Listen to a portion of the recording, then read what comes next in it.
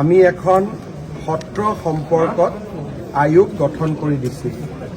এই আয়োগৰ উদ্দেশ্য আছিল যে সত্ৰৰ কিমান মাটি বেদখলত আছে আৰু এই মাটিসমূহক বেদখলৰ পৰা উদ্ধাৰ কৰাৰ বাবে উপায়সমূহ চৰকাৰক প্ৰতিবেদন হিচাপে পৰামৰ্শ হিচাপে আগবঢ়োৱা।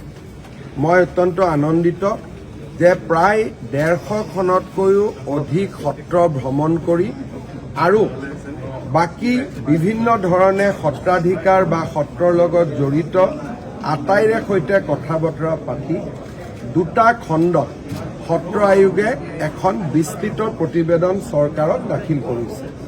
এই প্ৰতিবেদন কেইখন আমি পৰীক্ষাও কৰিম আৰু খুব সোনকালে অসমৰ সত্ৰসমূহক নিৰবিচ্ছিন্নভাৱে সহায় কৰিবলৈ আমি পাৰ্মানেণ্ট আয়োগ এখনত উপযুক্ত বাজেটেৰে সৈতে পাৰ্মানেণ্ট সত্ৰ আয়োগ এখন নিৰ্মাণৰ কথাও চৰকাৰত ইতিমধ্যে আলাপ আলোচনা হৈ আছে, যিখন আয়োগৰ আদালতৰ দৰে ক্ষমতা থাকিব আৰু চৰকাৰী বিভাগৰ দৰে বিত্তীয় ক্ষমতা থাকিব।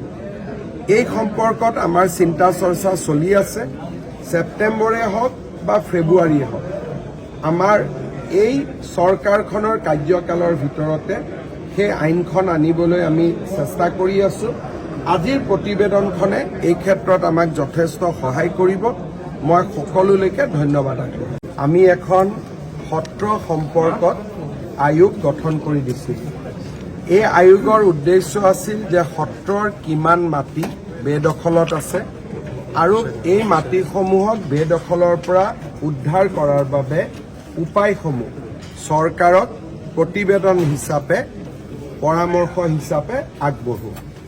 মই অত্যন্ত আনন্দিত যে প্ৰায় 150খনতকৈও অধিক সত্ৰ ভ্ৰমণ কৰি আৰু বাকী বিভিন্ন ধৰণে সত্ৰাধিকাৰ বা সত্ৰৰ লগত জড়িত আটাইৰে সৈতে কথা বতৰা পাতি দুটা খণ্ডত সত্ৰ আয়োগে এখন বিস্তৃত প্ৰতিবেদন চৰকাৰক দাখিল কৰিছে।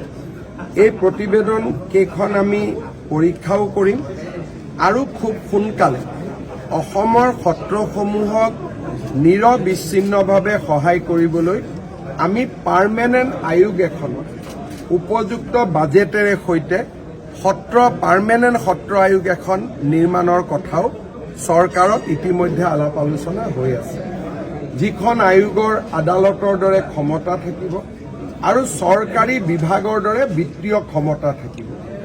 এই সম্পৰ্কত আমাৰ চিন্তা চৰ্চা চলি আছে। ছেপ্টেম্বৰে হওক বা ফেব্ৰুৱাৰীয়ে হওক আমাৰ এই চৰকাৰখনৰ কাৰ্যকালৰ ভিতৰতে সেই আইনখন আনিবলৈ আমি চেষ্টা কৰি আছোঁ। আজিৰ প্ৰতিবেদনখনে এই ক্ষেত্ৰত আমাক যথেষ্ট সহায় কৰিব। মই সকলোলৈকে ধন্যবাদ আছোঁ।